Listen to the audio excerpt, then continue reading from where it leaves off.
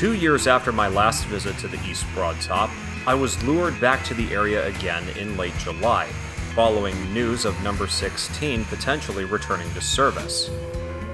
The 1916-built Mikado had been taken out of service at the end of the 2024 season to address a few minor mechanical issues.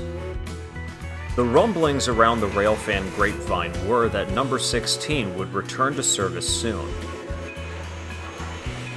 Unfortunately, I jumped the gun.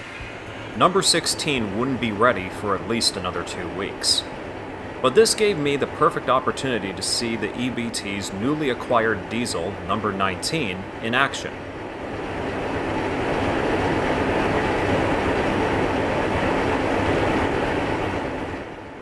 This 80-ton diesel locomotive, built in 1946 by H.K. Porter of Pittsburgh, Pennsylvania, first saw service for U.S. Gypsum's Industrial Railroad in Plaster City, California, until being retired in 1979. It later bounced around several of America's 3-foot gauge tourist railroads until being traded to the Durango and Silverton in 2015. The East Broad Top acquired the unit just last year, and will eventually repaint it and letter it into a scheme that matches those of the steam locomotives.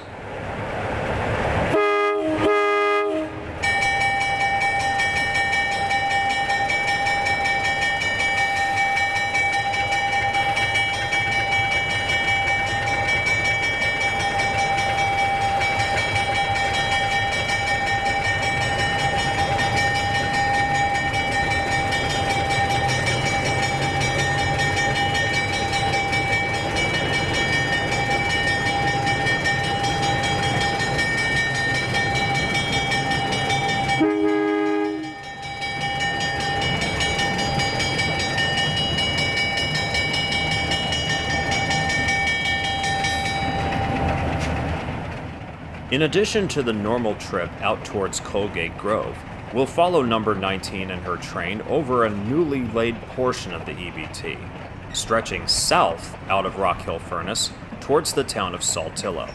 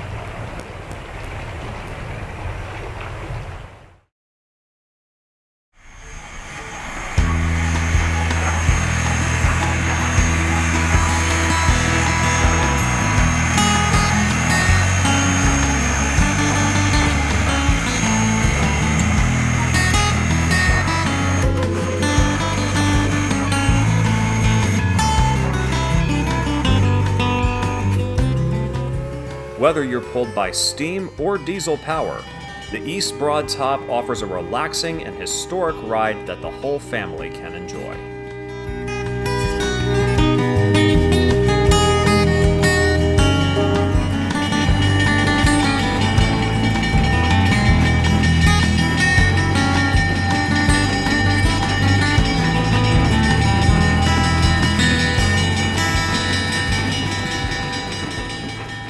To learn more about the railroad's operating schedule, including special events and how to purchase tickets, visit www.eastbroadtop.com.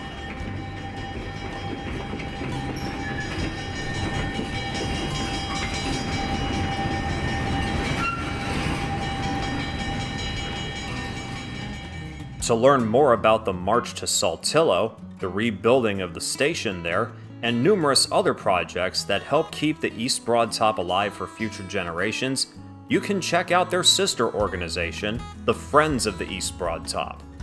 Their website is www.febt.org.